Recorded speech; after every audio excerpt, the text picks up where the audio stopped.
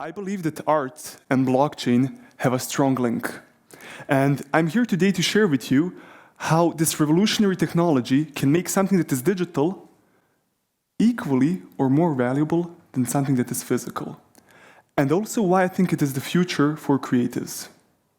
Now, first of all, what is blockchain? How many of you know what blockchain is? Please put up your hands. Okay, so it's maybe 10% of the room.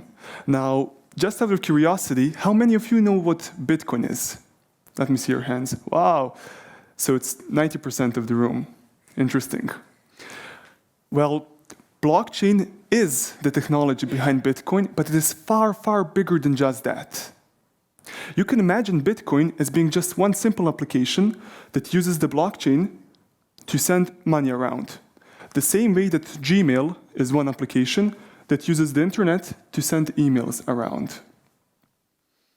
So, blockchain technology can be used in many different spheres and industries, not just cryptocurrencies. And today, I will be covering its potential to change the creative industry. Now, when you first heard about blockchain in 2012, I was confused about what it was. I had no idea how it worked or what it meant to me.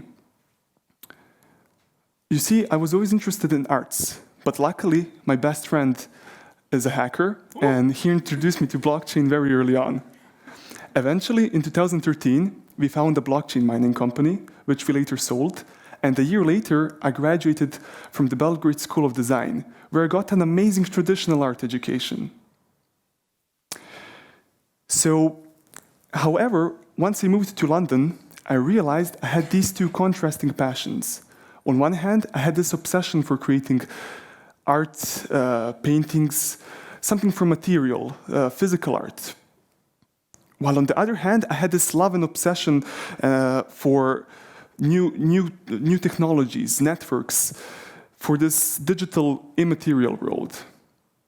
So naturally, I started to combine those two passions of mine into my artistic practice.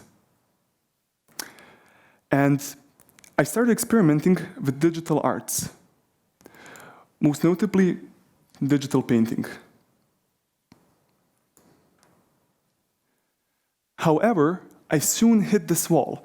I realized that being an artist that created only digital media was very challenging due to the nature of digital media, which is infinitely copyable, it is not unique, and people just weren't interested in collecting it, nor did they appreciate it as closely as they do physical art in the real world. So I realized I had to change my approach. And through my experimentation and research, I had this big epiphany one day in the art studio. That was the moment when I realized this revolutionary concept. That something that is digital can actually be unique. Yes, something that is digital can be rare. And this means that finally digital media can be owned and collected the same way as physical objects are. Now, let's take a simple example of how digital media is transferred online today. We'll use an example like WhatsApp. And let's say, for example, I have a digital photo that I want to send to you. What would happen here is the photo from a gallery would get copied to my WhatsApp, then sent to your WhatsApp, and then automatically saved to your gallery. So in just one simple transaction of a single photo, we have 4 copies of it. However, if we use an example of a blockchain platform, like Ethereum, if I have one digital token and I want to send it to you, let's see what will happen now. So the digital token I have in my account would leave my account, get verified, and then travel to your account. So in this process, there are no copies. And once the digital token arrives to your account, you're the only person who has it, and I no longer have it. So in the first example, we had a system that devalues digital information by creating many, many copies. And in the second example, with using blockchain technology, we have a system that preserves its uniqueness and its value. Now, How is this possible? Well, it is possible because blockchain is essentially just a database which has three main characteristics. First of all, it's public. This means that anybody can access it, and there's no single person or a company who owns it. Secondly, it is distributed, which means that database isn't stored on one computer or one server, but it is spread across millions of computers around the globe. And finally, it's secured by cryptography, which makes it hacker and tamper-proof. So once something gets accepted to be stored in this database, it can never be changed or removed. So, in other words, blockchain is a shared database which stores who owns what digital assets and a list of all of the transactions. You can imagine internet today as being the first layer that allows transportation of information. But however, what you cannot do on the internet is to transfer something of value without any intermediaries. This is where blockchain steps in. Blockchain is the second layer on top of the internet, which allows digital value to be transferred from one person to another one, completely digitally, without any intermediaries. Now, how does this affect the art world? Well, one of the main concerns with physical art is that it functions in this highly exclusive art market with many, many intermediaries. And what blockchain does for digital art is that it allows it to function in this totally open ecosystem, regardless of your age, race, or education. So here are some of the examples how this technology can be useful for creatives. First of all, it can help with reducing art forgeries. So because everything is stored in this shared database, every single artwork can be traced all the way back to the creator or the artist studio. So that way, a collector has a valid proof of ownership for that artwork.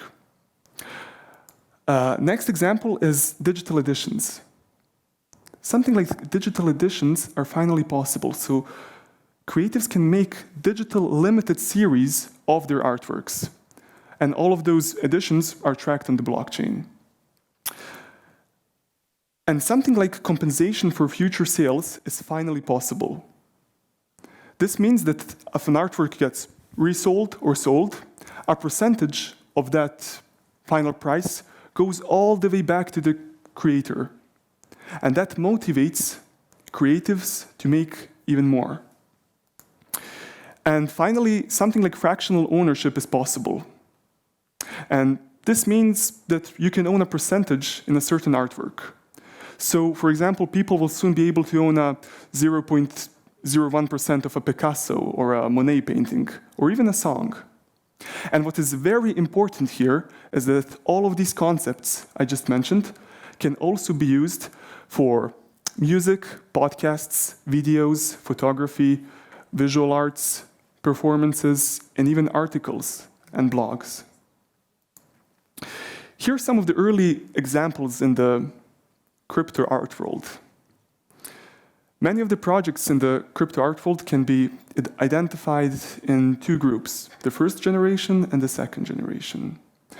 The first generation of projects are these very cool ideas that use blockchain, and they range from a social network for artists to memes and games. And thanks to them, people have realized the potential for creating digital art, and people realize the concept of digital scarcity. And because of that, a second wave of projects is emerging. And those projects tend to focus on creating a marketplace for artists, where they can share their work and people can collect it.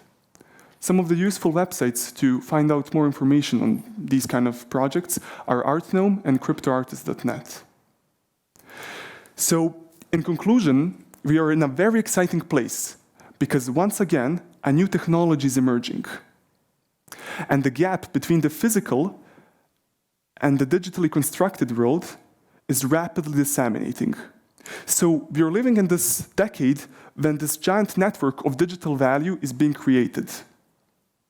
So once again, we are in a similar place to where we were in the early 90s with the emergence of the internet.